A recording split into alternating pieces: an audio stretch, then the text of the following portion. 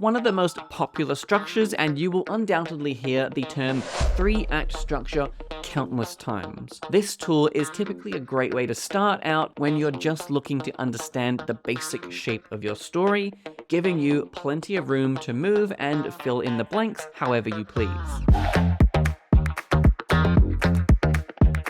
Story structure can assist you, offering guidance and clarity, but it doesn't define your creativity. Your unique voice as a writer holds paramount importance. You may even hear throughout your career from new or established writers certain things you need to know, or rules for making good stories, and lists of things that you should never do. Although, in my opinion, there are no hard and fast rules when it comes to writing, especially in a world that is filled with experimentation and a world with a constantly growing and evolving audience that expects to see something out of the ordinary. At the end of the day, it's about penning a story that resonates with you and captivates your audience. So with that, let's get started. Number 1 is 3-act structure. It simply separates a story into 3 sections. The first quarter of the film is Act 1, where you introduce the characters, the world, the problem, and usually finish with the inciting incident. For those who don't know, the inciting incident is the moment in the film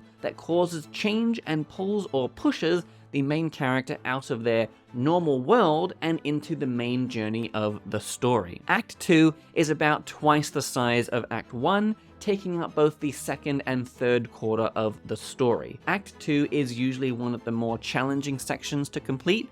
Act 1, you get to spend all of your time introducing new characters, which automatically helps make that section more interesting. Act 2, however, we already know all the major players, so instead you are required to come up with a series of sequences, challenges, and obstacles for your character to overcome, and in a way that manages to keep the audience's attention the entire way. Surviving Act 2 usually requires diverting to various B and C stories to help spice things up a bit. Then you finish off with Act 3, which of course is where you have the main climax of the film, which should be the most exciting or dramatic moment in the entire film, and then you tie everything up in the resolution and show us the protagonist's new world.